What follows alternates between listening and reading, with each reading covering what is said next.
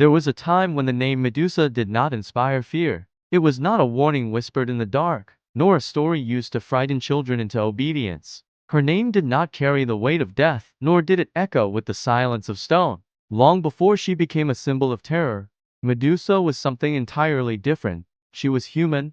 This is a detail that is often forgotten, or simply ignored. In many versions of the myth, Medusa appears already transformed, already monstrous, as if she had always existed that way. But that is not how her story begins. Her story begins in a world that was both beautiful and dangerous, a world where mortals lived under the constant presence of the gods. In ancient Greece, the gods were not distant beings. They were not abstract ideas or symbols. They were powerful forces who could influence the lives of humans at any moment. They could reward, punish, protect, or destroy, often without warning and rarely with fairness. To live in that world meant accepting that your life could change in an instant, simply because a god had taken notice of you. Medusa was born into this reality. From a young age, she understood that the gods were not to be questioned.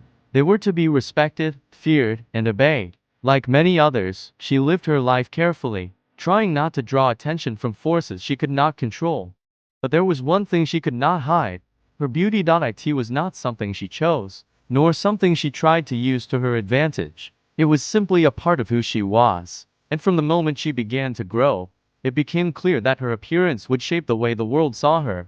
People noticed her immediately. When she walked through crowded places, conversations would slow, and eyes would follow her. Some people admired her openly, offering compliments or trying to gain her attention. Others watched from a distance, saying nothing, but unable to look away. At first, this attention seemed harmless. It was flattering, in a way. Being admired is something many people desire, and Medusa was no different. But as time passed, the attention began to change. It became more intense, more persistent, and sometimes uncomfortable. Strangers spoke about her as if she were not there. They described her beauty in exaggerated ways, comparing her to things that felt distant and unreal. Some claimed that no mortal could be that beautiful without some kind of divine influence. Others began to make more dangerous comparisons. They said she was as beautiful as a goddess. In another world, such a statement might have been seen as a compliment. But in the world Medusa lived in, it was something else entirely. The gods were known for their pride, and they did not tolerate being compared to mortals. Even an innocent comparison could be seen as disrespect. Medusa herself did not encourage these ideas. She did not seek to compete with the gods, nor did she believe herself to be equal to them. But rumors do not need truth to spread. They grow on their own, shaped by the imagination of those who repeat them, and slowly, her name began to travel. It moved beyond her home, beyond the people who knew her, and into distant places where she became more of a story than a person. Each retelling made her seem more extraordinary, more unreal, until she was no longer just a woman, but something closer to a legend. This kind of attention is dangerous for anyone. But for Medusa, it was especially dangerous. Because of the world she lived in, the gods were always listening, and sooner or later, stories like these reach ears they were never meant to reach. Medusa began to understand that her beauty, something she had never asked for, was becoming a problem. It was drawing attention she did not want, creating expectations she could not control. People did not see her as a person anymore. They saw her as something to admire, something to desire, or something to talk about. She wanted something different. She wanted a life that was quiet, stable, and free from constant attention. She wanted to be seen for who she was, not for how she looked. And so, she made a decision that would shape the rest of her life. She chose to leave that world behind. Instead of continuing to live among people who only saw her beauty, she devoted herself to something greater. She entered the service of Athena, the goddess of wisdom, discipline, and strategy. The temple of Athena was not a place for ordinary lives. It was a place of strict rules, order, and control. Those who served there were expected to dedicate themselves completely to the goddess. There was no room for distraction, no space for vanity, and no tolerance for weakness. For Medusa, this was exactly what she needed. Within the walls of the temple, her beauty mattered less. What mattered was her discipline, her loyalty, and her ability to follow the path set before her. It was a place where she could finally escape the constant attention of the outside world. Her life became structured and predictable. Each day followed a routine. She helped maintain the temple, took part in rituals, and learned to control both her actions and her thoughts. She focused on becoming someone worthy of Athena's service, and for a time, it worked. The noise of the outside world faded. The whispers, the attention, the constant observation, all of it seemed distant. Inside the temple, Medusa found something she had never truly experienced before, peace, but peace, in a world ruled by gods, never lasts forever, because even within sacred walls, even in a place dedicated to a powerful goddess, Medusa could not completely escape what she was. She could not escape being seen. And somewhere beyond those walls, beyond the reach of human understanding, something had already begun to notice her, something powerful, something unpredictable, and once that attention turned toward her, there would be no way to turn it away.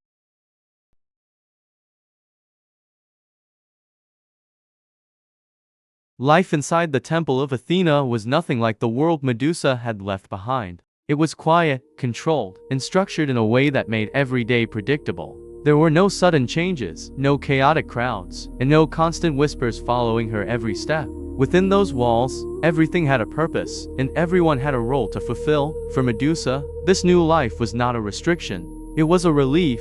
She woke each morning before the sun fully rose, when the air was still cool and the world outside remained silent. The temple stood tall and unmoving, its stone columns catching the first light of day. It was a place that demanded respect, not only because it belonged to Athena, but because it reflected her nature. Disciplined, precise, and unyielding, Medusa quickly adapted to the rhythm of this life.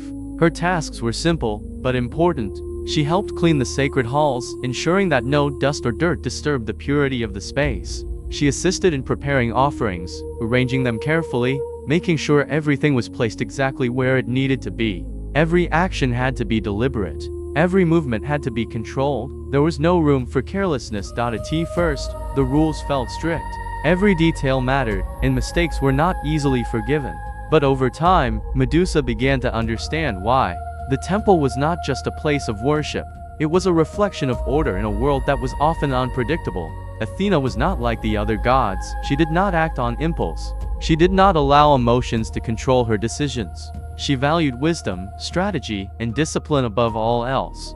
Those who served her were expected to follow the same principles. Medusa respected that. For the first time in her life, she felt that she was being judged not for how she looked, but for what she did. Her beauty, which had once defined her in the eyes of others, became less important here. What mattered was her dedication, her focus, and her ability to maintain control, and she was good at it. Days turned into weeks, and weeks turned into months. Medusa became one of the most reliable servants in the temple. She rarely made mistakes. She followed instructions carefully, and she never allowed herself to become distracted. Other servants began to notice her, but not in the same way people had before. They did not speak about her beauty as often. Instead, they spoke about her discipline. They saw her as someone who truly belonged in the temple. But even in a place like this, she could not completely escape attention. Visitors came regularly. Some came to pray, seeking guidance or protection from Athena. Others came out of curiosity, wanting to see the temple and experience its atmosphere. And among them, there were always those who noticed Medusa. No matter how much she tried to blend into the routine, her presence stood out. Some visitors watched her quietly as she moved through the temple, completing her tasks with precision. Others were less subtle, staring openly, as if they had forgotten where they were. A few even tried to speak to her, asking questions or offering compliments she did not want. Medusa handled these moments carefully. She remained polite, but distant. She answered only when necessary and never allowed conversations to continue longer than they needed to. She understood that her role required her to maintain boundaries, and she took that responsibility seriously. Still, the attention followed her. Even within the temple, whispers began to form. Not as loud as before, not as exaggerated, but still present. Some of the visitors carried stories with them when they left, adding new details, new interpretations, new exaggerations. They spoke of the beautiful servant of Athena. They spoke of her calm presence, her almost unnatural composure, and once again, comparisons began to appear, quiet at first, then more frequent. Some said her beauty reflected the perfection of the temple itself. Others went further, suggesting that she was not just a servant of Athena, but something closer to her, a reflection, a rival. These words were dangerous. Even if they were not meant that way, Medusa did not encourage them. She avoided attention whenever possible. She focused on her duties and tried to ignore the growing tension that came with these rumors.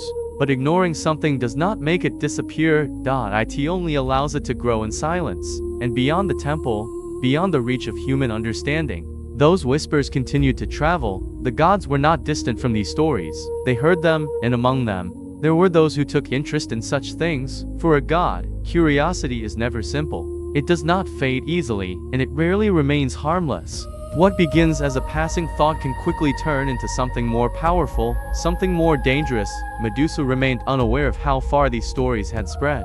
She believed that by dedicating herself to the temple, she had escaped the life she once knew. She believed that within these walls, she was protected, but protection, in a world ruled by gods, is never guaranteed.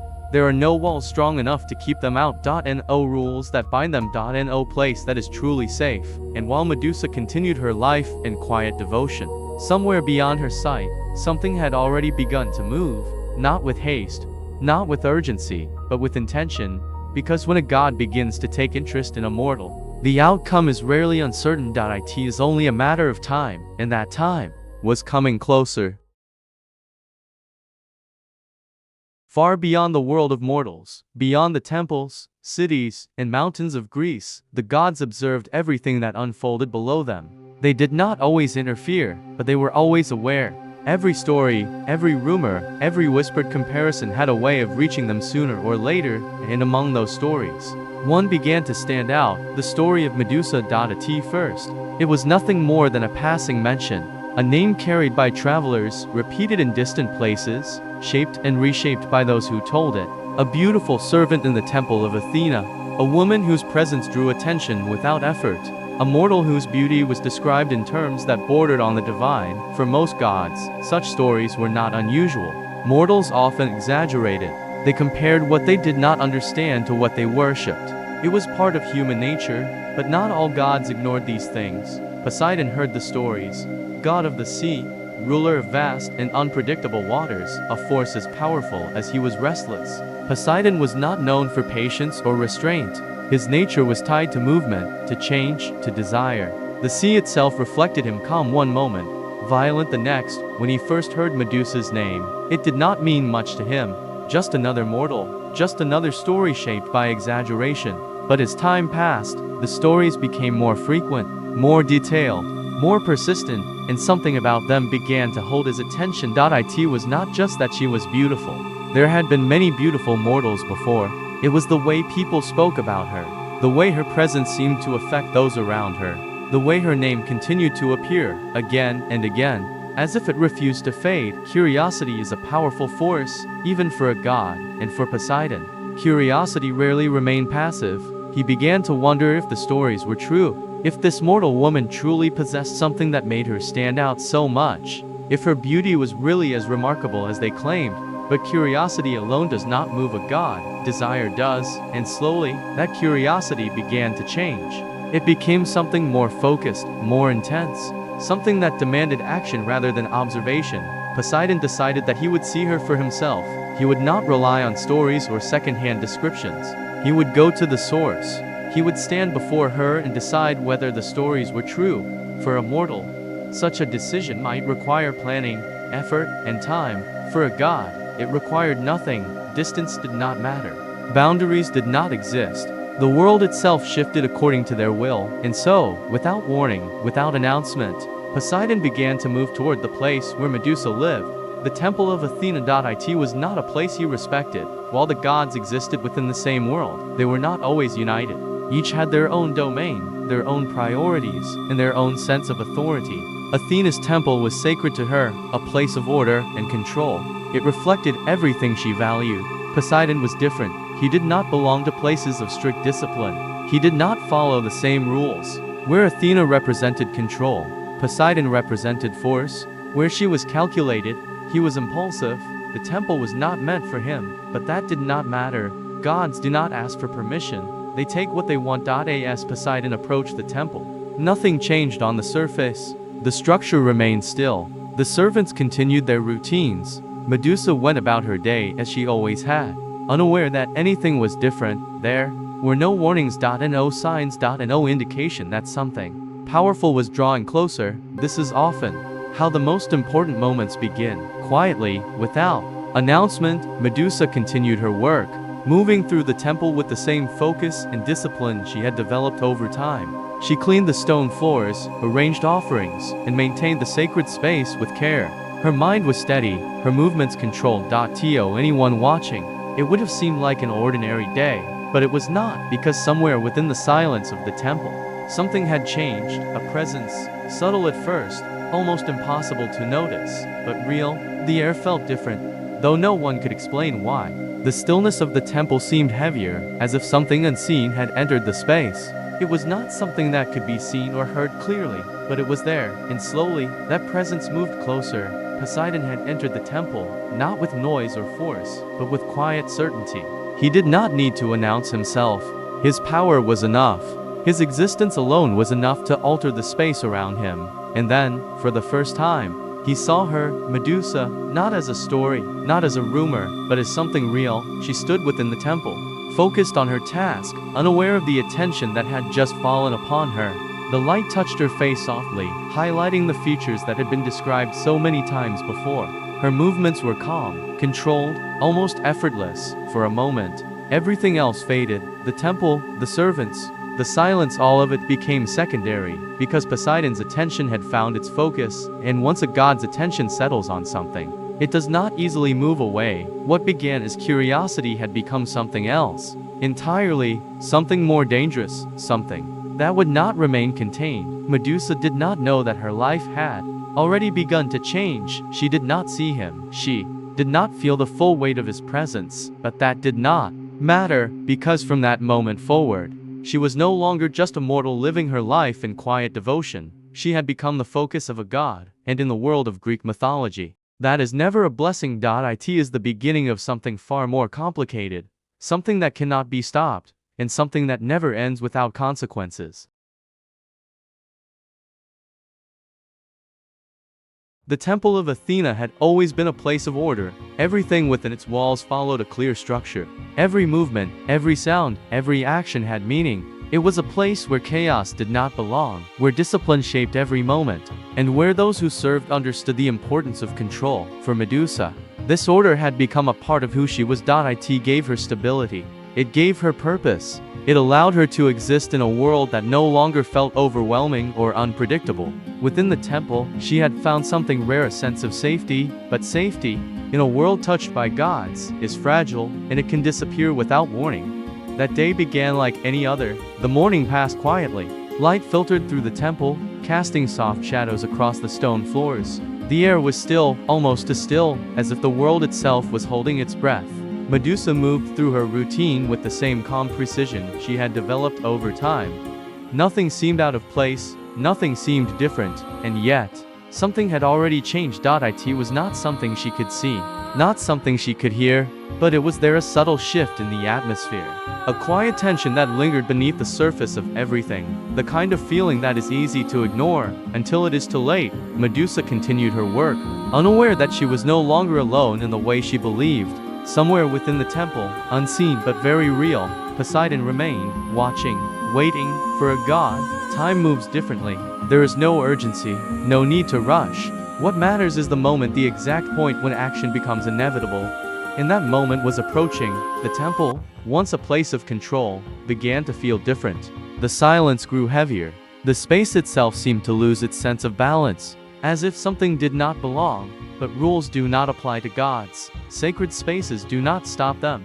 Boundaries do not hold them back. And in that place, where discipline had once defined everything, something uncontrollable entered. Medusa felt it before she understood it. A presence, closer now, not distant, not hidden, real. She paused for a moment, her movement slowing as her mind tried to make sense of the feeling. It was unfamiliar, unsettling in a way she could not explain. The temple had always been predictable, but this was something else, something she had no control over. And then, suddenly, that fragile sense of order broke. What happened next was not something she could prepare for.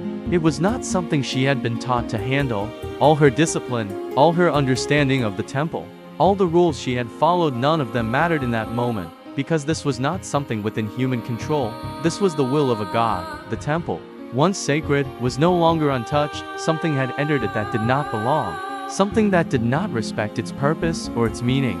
The space that had once been defined by order was now shaped by something else entirely, something stronger, something unstoppable, and Medusa was caught within it. Time seemed to blur. Moments lost their structure.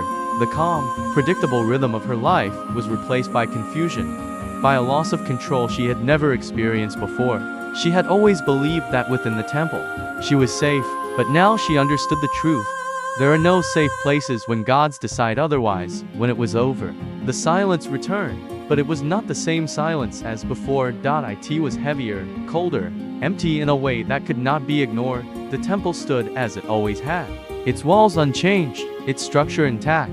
To anyone looking from the outside, nothing would have seemed different. It was still a place of worship, still a place of order, but something had been broken. Something that could not be repaired. Medusa stood there, no longer moving, no longer following the rhythm that had once guided her. The world she understood had shifted in a way she could not yet fully grasp. She had done nothing wrong, she had followed every rule, she had devoted herself completely, and yet, none of that had protected her. This is one of the hardest truths in the world of Greek mythology. The gods do not always act with fairness. They do not always protect those who serve them, and they do not always punish those who deserve it. Sometimes, the consequences fall on those who have the least power to resist them. Medusa did not yet know what would come next. She did not know that this moment was only the beginning, because what had been broken was not just the temple. It was something far deeper, and soon, someone else would see what had happened. Someone who would not respond with understanding, but with judgment, and that judgment would change Medusa forever.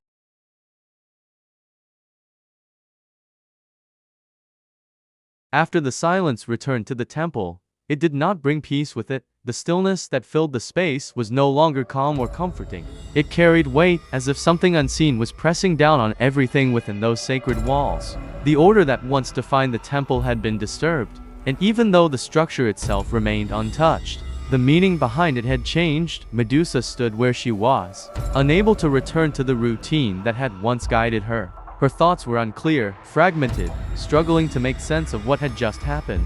She had always believed that devotion meant protection, that if she followed the rules, if she gave herself completely to the service of Athena, she would be safe. But now, that belief felt distant, uncertain, broken. Time passed, though it was difficult to say how much. In moments like these, time does not move in a way that can be measured. It stretches, slows, and becomes something almost unrecognizable, and then, something changed. A presence filled the temple once again, but this time, it was different. Where the previous presence had been subtle and unpredictable, this one was unmistakable. It carried clarity, precision, and control.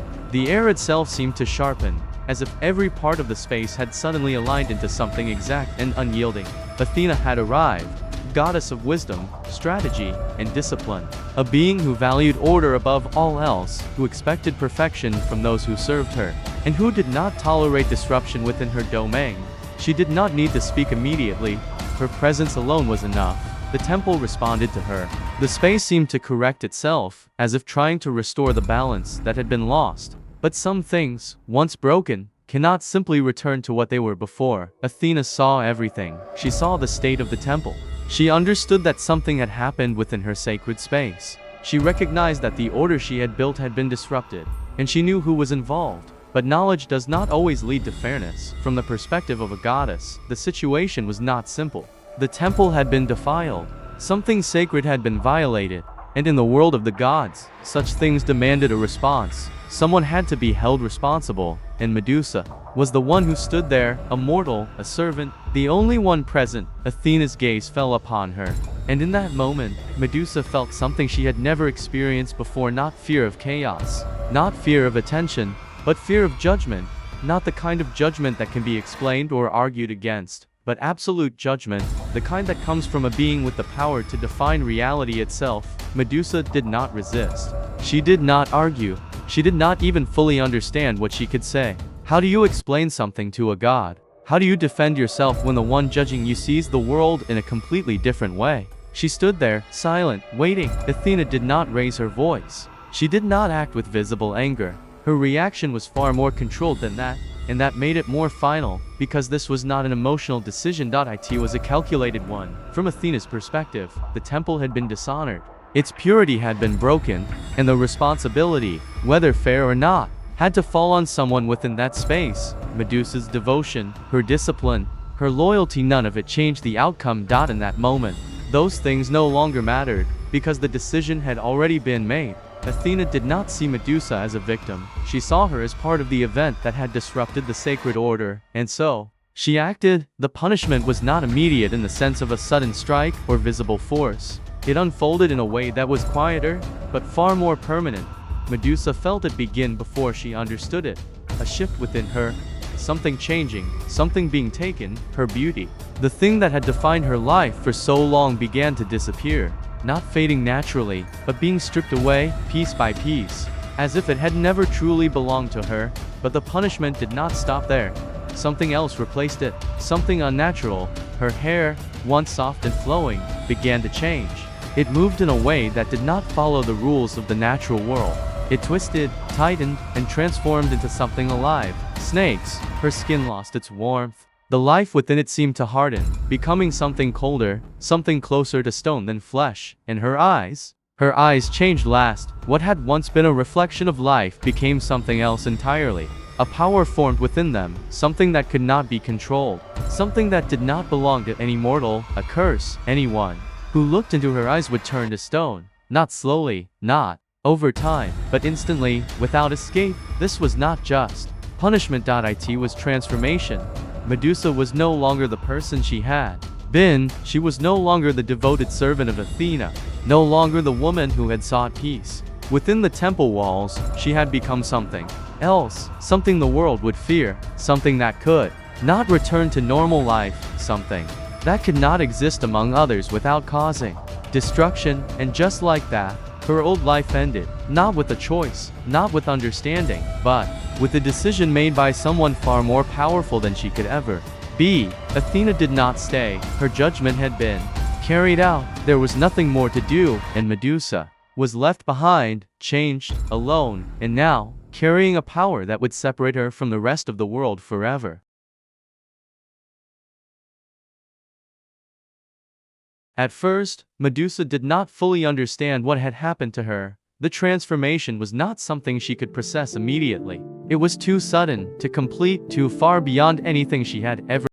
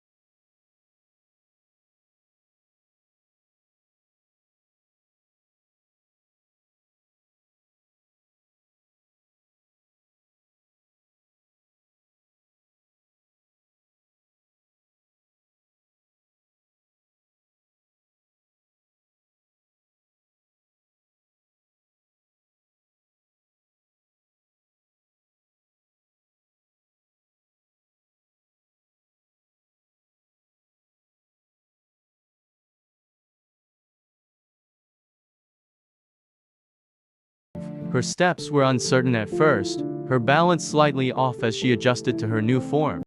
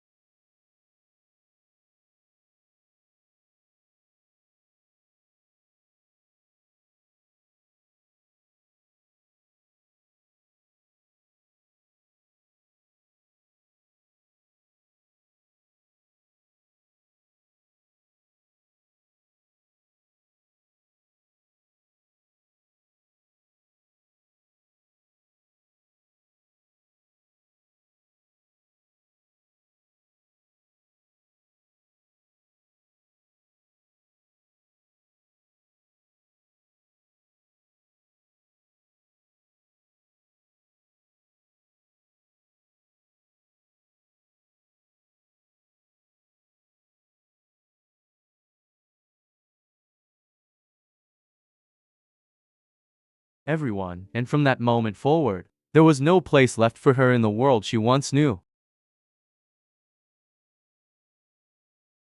After the incident with the traveler, Medusa realized the harsh truth: she could never return to the life she had known. The world outside the temple was no longer safe for her, or for anyone who came near her. Every glance she made carried danger. Every encounter could end in disaster. Even the smallest interaction now held the potential to destroy life in an instant. The realization weighed heavily on her. At first, she wandered aimlessly, trying to find a place where she could exist without causing harm. She sought isolation in forests, caves, and abandoned ruins. She avoided cities, villages, and even paths traveled by humans. Every step she took was measured, cautious, guided by instinct and the growing fear of her own power. But solitude was not a remedy. Being alone did not undo what had been done. It did not lessen the weight of her transformation, nor the reality of her new nature. If anything, it intensified her awareness of the consequences she carried with her. Each day, she walked through empty spaces, surrounded by silence, feeling the constant, suffocating reminder that she could no longer be a part of the world. Her reflection in still water was no longer human. She saw the snakes that writhed atop her head, alive and independent, and the eyes that carried the power to turn life into stone. Her face, once soft and familiar, now held a permanence that was unyielding and terrifying. She touched her skin and felt the cold hardness, the unnatural stiffness that separated her from all she had once known, and in these moments, the loneliness became a presence of its own. She could feel it pressing down on her, a heavy companion that followed her everywhere. There was no one to talk to, no one to understand, no one to share even the smallest fragment of her thoughts with. The animals around her avoided her. Birds flew away at the sight of her, and creatures of the forest kept their distance. Even nature seemed to recoil, aware, somehow, that she was no longer ordinary. Days and nights blurred together. She marked the passing of time not by the rising and setting of the sun, but by the depth of her isolation and the echoes of her own thoughts. Memories of her life before the temple haunted her. The laughter of those she had once known, the fleeting moments of peace, the naive hope that devotion would protect her, all of it returned to her. Sharper and more painful in the stillness of solitude, she began to notice changes in herself beyond the physical. Her mind, once sharp and disciplined, became haunted by fear and uncertainty. Thoughts spiraled endlessly, replaying every event that had led her here. Anger at the unfairness of the gods mingled with despair at the impossibility of her situation. She questioned herself constantly. Could she have done anything differently? Could she have prevented what happened? Or was it simply her fate, sealed by powers far beyond her comprehension? Even the passage of time could not soothe her. Isolation has a way of magnifying fears. It stretches every thought, every doubt, every feeling until it becomes overwhelming. Medusa began to understand what it truly meant to be alone. Not merely physically alone, but completely cut off from the world she had known, from the people she had loved, from any hope of a normal life. And slowly, she began to accept something else, that there would be no return, no redemption, no safety, no forgiveness. She was exiled not just from places, but from life itself. Yet within this endless solitude, a different kind of awareness began to form. She learned to move quietly through the world. She observed, she adapted, and she became attuned to the spaces where she could exist without causing harm. Every action, every breath, every glance was calculated, deliberate, and careful. She was learning to survive not as a human, not as a woman, but as something entirely new. And while the isolation was heavy, it also became her teacher. In the emptiness, she began to understand the depth of her power. She realized that what had been a curse also carried a strange form of control. She could dominate her surroundings in ways that humans could not comprehend. And slowly, the fear that had gripped her began to coexist with something else, a careful, cautious sense of strength. But this understanding came with a cost. Every day, she felt herself slipping further from the person she had once been. Every encounter she avoided, every thought of connection she abandoned, every moment she spent alone pushed her closer to a place where the remnants of her humanity would fade entirely. Medusa was learning to exist in the world. Yes, but at the cost of everything that had once made her human. And in that slow, relentless passage of time, she began to see the truth that all who bear extraordinary power must face. Isolation is inevitable. Power is uncontrollable. And survival comes at the price of loneliness that never truly ends.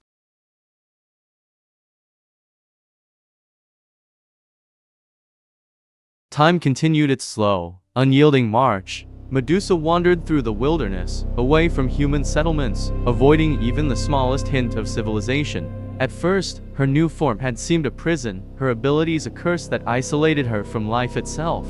But with solitude came reflection, and with reflection, understanding. She began to notice her own strength, the absolute force of her presence. The snakes on her head were no longer merely terrifying appendages, they were extensions of her will, reacting to her thoughts and emotions. Her gaze, once a source of fear, became a tool, a defensive power she could control with practice. She realized that while her humanity had been stripped away, something new had been given in its place. And no longer could she walk among mortals without danger. But in this isolation, she learned to master her abilities. She could move unseen through forests, turn aggressors to stone before they could react, and survive in places where humans could not. Her senses sharpened. She became aware of every movement around her, every breath of wind, every sound of life near or far. This was not human awareness. This was the heightened perception of a being that had been transformed beyond mortal limits. And slowly, she began to understand her place in the world. Medusa was no longer a mere mortal. She had become something else, a force of both fear and awe. Legends of monsters in distant lands were beginning to take shape, whispered by travelers who had glimpsed her or heard of her power. She did not seek revenge, nor did she relish in the suffering of others. Yet her mere existence changed everything it touched. She became the embodiment of the consequences of divine will, the reminder of how fragile human life could be in the eyes of the gods, even in the shadows of her exile. Medusa felt a sense of control she had never known before. The world could not harm her now. Only she could choose what to do with her power. For the first time since her transformation, she understood something profound. While the gods had condemned her, she could still define her own path. The Gorgon was no longer a victim. She was becoming legend. Stories of Medusa spread slowly at first. Travelers spoke of a forested area where even the bravest hunters dared not go. Tales grew with each telling a woman with serpents for hair, eyes that turned men to stone, a presence so powerful that the forest itself seemed to bend around her. Fear became her companion, though she had learned to control it, to use it as both shield and message. Occasionally, she encountered humans, foolish wanderers, or those who sought to challenge the unknown. Each encounter was swift. A glance, a momentary meeting of eyes, and the world shifted. Men and women turned to stone instantly, leaving behind eerie statues that marked her territory. She did not relish the act. Each stone figure was a reminder of what she had lost, of the humanity she no longer possessed. Yet these encounters were necessary. They reinforced the boundaries she had to maintain for her own survival. The forest became her sanctuary. Ancient trees towered above, the dense canopy hiding her from the sun and from wandering eyes. Streams and caves offered shelter. She learned to move silently, to exist almost as part of the land itself. The animals that once fled her now became her allies in some small way, sensing her strength but also recognizing the order she brought to her space. But isolation has its limits. Even Medusa began to feel the weight of time pressing on her mind. Loneliness is not merely the absence of others, it is the presence of oneself without relief. The Gorgon had all the time in the world to think, to reflect, to remember. Memories of her life as a mortal, of the temple, of Athena, of the man who had first become stone, these haunted her. Each recollection was a reminder of the price she had paid. And yet, amidst the fear, she began to accept who she had become. She was the Gorgon, a being feared by all, a creature of legend. And in that, there was power immense, undeniable, and uniquely hers. She began to embrace her role not as a victim of divine cruelty, but as a force that the world could not ignore. Fear had become her armor, power had become her refuge, and solitude had become her teacher.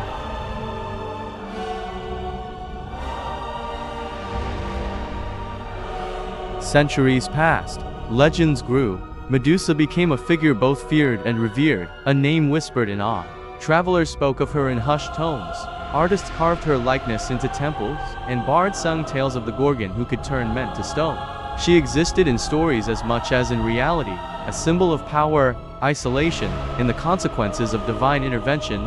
Yet for all the legends, she remained alone. Her world was the wilderness, the forests, the hidden caves where no mortal dared tread. She had no companions, no one to share her experiences, no hope of ordinary connection. But in this solitude, she discovered a profound truth: power comes with a cost. Freedom comes at the price of isolation. Survival comes through mastery over oneself. She learned patience. She learned control. She learned to embrace her nature without resentment, to carry her curse as a defining force rather than a debilitating one. Her gaze, deadly though it was, became a tool of caution rather than cruelty. She became an observer, a sentinel, a figure who existed at the boundary between the mortal and the divine. The Gorgon became immortal in memory and myth. Her story was told and retold, a reminder that the gods' whims shape destinies, that beauty and devotion can be fleeting, and that the consequences of power, divine or mortal, are never simple. Medusa was no longer just a mortal who had been wronged. She was legend, a force that could not be denied, a cautionary tale, and a testament to survival in the face of unimaginable transformation. And so, she remained alone, feared, powerful, eternal, a name whispered across generations, a story that lived beyond the years of mortals. Medusa the Gorgon was never simply a monster. She was a symbol, a warning, and a legend that would endure forever.